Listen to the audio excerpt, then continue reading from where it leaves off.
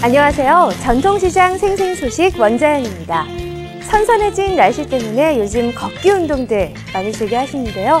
이렇게 유산소 운동을 할 때 더 효과를 볼 수 있는 법 제가 알려드릴게요.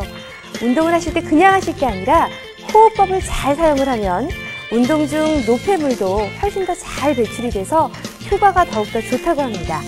호흡법 전해드리자면 3발을 딛는 동안 숨을 들이마시시고요. 그 다음에 2발을 딛는 동안 숨을 내쉬는 게 좋다고 하는데요. 처음에 오른발, 왼발, 그리고 오른발을 내디딜 땐 숨을 들이마시고 왼발, 오른발을 내디딜 때 숨을 내쉬는 겁니다. 처음에는 하시기 좀 번거로우시겠지만 습관을 들이다 보면 자연스럽게 호흡에 적응이 되실 텐데요. 건강을 위해서 하는 걷기 운동, 이왕 하실 거 호흡법까지 잘 챙긴다면 효과도 톡톡히 볼 수 있겠죠? 전통시장 생생소식, 오늘도 건강한 소식들 가득 준비했습니다. 본격적으로 출발할게요. 실생활에 도움이 되는 유익한 시장 정보들을 발빠르게 알려드리는 시간입니다. 오늘은 전통시장은 물론 전통시장 주변 관광지까지 즐길 수 있는 전통시장 주변 관광 정보를 알려드립니다. 첫 번째로 소개해드릴 전통시장은 연어를 주제로 한 다양한 트리가트 벽화 장식으로 많은 관광객들을 불러 모으고 있는 강원도의 양양 전통시장입니다. 매달 4일과 9일에 열리는 이 전통시장은요, 빨간 등대와 흰 등대가 아주 유명한 강원도 3대 미항이자 영화 고래사냥의 배경이 된 남해항과 일출을 감상할 수 있는 하조대까지 인접해 있습니다. 특히 조선의 고신인 하룡과 조준이 은거해서 하조대라고 이름이 지어진 이곳은요, 기암절벽과 노송, 그리고 검푸른 동해바다까지 잘 어우러져서 언제 봐도 아름다운 동해를 즐길 수 있다고 합니다. 두 번째로 소개해드릴 전통시장은 경상북도 영덕군에서 가장 규모가 크고 동해안 일대에서도 거래량이 많다는 영해 관광시장입니다. 그 주변에선 200여 년의 세월을 품은 고택 30여 동이 보존된 괴시리 전통마을이 있어서 전통문화체험도 가능하다고 하네요. 동해바다가 한눈에 내려다 보이는 영덕 블루로드 구간에 위치한 풍력 발전단지도 즐기실 수 있다고 합니다. 마지막으로 소개해드릴 전통시장은 거제도에 유일하게 남아있는 재래시장, 거제 5일장입니다. 거제의 유일한 재래시장답게 장이 서는 날이면 거제 상인들뿐 아니라 인근의 통영과 고성 등지의 상인들도 다양한 상품들을 가지고 거제시장으로 몰려든다고 하는데요. 매달 4일과 9일에 열리는 이 전통시장은 이것들뿐만 아니라 아름다운 남국의 파라다이스, 외도에 위치한 해상공원인 외도 보타니아는 물론 아름다운 바다와 함께 풍차가 돌아가는 모습도 감상할 수 있어서 바람의 언덕까지 즐기실 수가 있다고 합니다. 전통시장도 즐기고 주변 관광지까지 둘러본다면 더 좋겠죠? 이곳 전통시장에 가실 때 주변 볼거리들까지 꼼꼼히 체크하시기 바랄게요.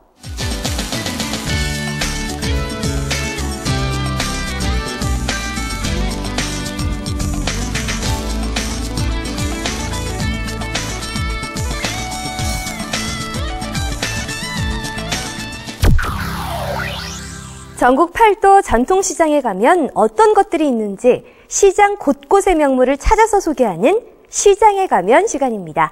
오늘은 그 첫 번째 시간을 맞아서 110년의 오랜 전통을 자랑하는 서울 광장시장으로 떠나볼 텐데요. 금강산도 식후경이란 말 아시죠?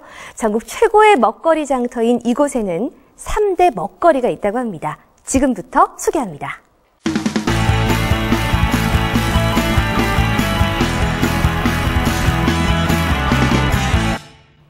보통 시장에서 유명한 분식은 떡볶이겠지만 이 구역의 1인자는 따로 있습니다. 먹다 보면 어느 순간 중독이 돼서 이름도 마약이라고 불리는 광장시장의 대표적인 먹거리인데요. 그런데 강한 진정작용과 마취작용을 지닌 마약과 김밥이 만났다? 먹으면 먹을수록 마약처럼 중독된다는 마약김밥이 바로 그 주인공입니다. 충무김밥처럼 한 입에 쏙 들어가는 어른 검지손가락만한 크기, 단무지와 시금치, 홍당무를 서너 가닥 넣고 돌돌 말아놓은 다소 평범해 보이는 비주얼. 마약김밥이 이렇게 단순한 모양을 가지게 된 데는 재료가 넉넉하지 않던 시절부터 장사를 시작한 탓에 최소한의 재료로 간편하게 빨리 만들었기 때문이라고 하는데요. 마약김밥을 이름만 듣다가 처음 본 분이라면 조금 당황할 수도 있지만 이렇게 단순한 김밥이 새로운 먹방 여신 심은경까지 사로잡았다는 사실. 특히 곁들여 나오는 겨자 소스에 마약김밥을 콕 찍어 먹으면 톡 쏘아오는 겨자 맛에 그렇게 중독된다고 하네요. 그리고 광장시장의 마약김밥과 맛 하나로 쌍벽을 이룬다는 또 하나의 명물이 있었으니 지글지글 기름 끓는 소리와 고소한 냄새가 지나가는 사람들의 발길을 붙들어맨다고 하는데요. 바로 겉은 바삭하고 속은 부드럽고 고소한 맛이 일품인 녹두 빈대떡입니다. 맷돌에 직접 녹두를 갈아서 만드는 광장시장의 녹두 빈대떡은 바다 건너 일본 진출까지도 노리고 있다고 하는데요. 배트맨과 가위손, 크리스마스 악몽 등을 연출한 팀버튼 감독이 광장시장에서 막걸리와 빈대떡을 먹고 가서 화제가 되기도 했었죠. 광장시장에 겨우 4-5개 정도의 가게가 모여있는 것이 전부지만 그 맛이 일품이라 차례를 기다리는 사람들로 즐비하다는 이곳. 입안에서 사르르 녹아내리는 육회가 바로 그 주인공입니다. 육회는 생고기에 가깝게 먹는 음식인 만큼 맛있기 위해선 신선한 고기가 필수인데요. 그렇기 때문에 육회 가게 주인들은 매일 새벽마다 국내산 고기들을 직접 공수해 온다고 하네요. 계란 노른자를 툭 터뜨려서 섞은 뒤 육회와 배를 함께 집어들고 기름장에 한 입에 찍어서 넣으면요, 씹으면 씹을수록 쫄깃함이 느껴지는 데다 금세 사르르 녹아내리는 맛이 일품이라고 합니다. 시중 가게보다 착한 가격에 넉넉한 인심으로 내어주는 양 탓에 당연히 만족스러울 수밖에 없는데요. 고슬고슬한 밥에 육회와 채소를 가득 넣고 초고추장 쭉쭉 짜서 비벼 먹는 육회 비빔밥까지 맛본다면 금상첨화겠죠? 네, 보기만 해도 침샘을 자극하는 먹거리들이 당장이라도 광장시장으로 달려가고 싶게 만드는데요. 사실 광장시장 먹거리들이 전통시장을 활성화시켰다는 부분에선 긍정적인 요소지만 너무 먹거리들로만 유명해진 것이 조금 안타깝기도 합니다. 사람들이 놓치고 있었던 진짜 광장시장의 참 매력, 지금부터 소개해드릴게요. 강남 스타일을 노래한 싸이. 그렇다면 광장시장 스타일은 바로 구제 되겠습니다. 굳이 유럽의 벼룩시장까지 찾지 않아도 광장시장에 아주 역사 깊은 진정한 빈티지 마켓이 있는데요. 구불구불한 골목길을 지나 빈티지 패션의 시초를 할 수 있는 구제 상가에 도착하면 트렌드를 자랑하는 숍에서도 볼 수 없었던 특이한 패션들뿐만 아니라 1920년대부터 1990년대 트렌드를 총망라한 신선한 아이템들이 보는 이들의 눈을 사로잡는다고 합니다. 이미 패션 피플들에게는 유명한 곳인데요. 10벌을 사서 7벌을 실패해도 손해보지 않은 저렴한 가격까지 아주 큰 매력을 갖고 있습니다. 이곳의 옷들은 대부분 미국이나 영국, 일본 등지에서 수입 유통되는 것으로서 기성복에서는 구할 수 없는 독특한 아이템들을 자랑하는데요. 가격만으로는 가치를 논할 수 없는 숨겨진 보물들이 여기저기서 발견되는 재미까지 있다고 하네요. 가을이면 성악가 김동규의 가곡, 10월의 어느 멋진 날에가 축가로 더 자주 울려 퍼지는 횟수만큼 광장시장에도 사람들의 발길로 끊이지 않는 곳이 있습니다. 광장시장의 패백음식 골목은 주말 오전 8시면 당일 수십 개의 패백 배달을 위해서 택배기사들이 마구 몰려드는 진풍경을 볼 수 있다고 합니다. 패백 음식은 신부들이 시부모님께 올리는 첫 상이기 때문에 한치의 오차도 허용할 수 없는 정교한 작업인데요. 그래서일까요? 오징어로 닭을 만드는 오징어 올인부터 한 땀 한 땀 수작업으로 이루어지는 대추 쌓기 달인까지 있을 정도라네요. 뿐만 아니라 700여 개의 한복점이 몰려있는 광장시장은 여전히 전국에서 규모가 가장 큰 한복 주단시장의 자리를 지키고 있는데요. 미로처럼 복잡한 통로 탓에 자칫하면 길을 잃고 마는 2층 도소매 가게에서는 주단을 팔고요. 3, 4층에 있는 바느질방에서는 숙식을 해결하면서 한복을 만들고 있는 이곳 사람들이 있다고 합니다. 이곳 사람들의 경력은 보통 30에서 40년인데요. 색색의 주단 위에 각양의 꿈을 수놓고 곱게 나이든 비단장수들과 저마다의 이야기를 간직한 손님들이 인생 한 벌을 곱게 맞춰가는 곳, 광장시장이었습니다.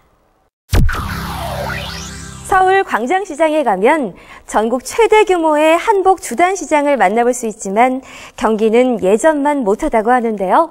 그럼에도 여전히 한복을 구입하는 이들은 광장시장을 최고로 여긴다고 합니다. 그 명성은 강조하고 강조해도 모자름이 없을 것 같습니다.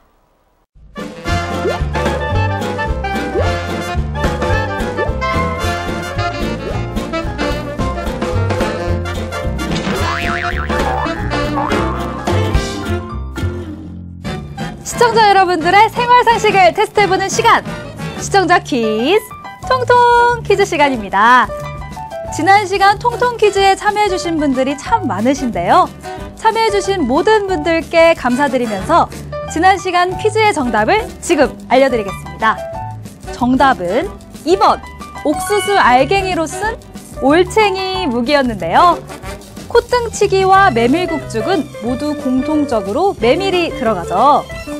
이 외에도 메밀전병과 메밀배추전 등 정선 5일장의 향토 음식에는 메밀이 들어가는 음식이 유독 많습니다.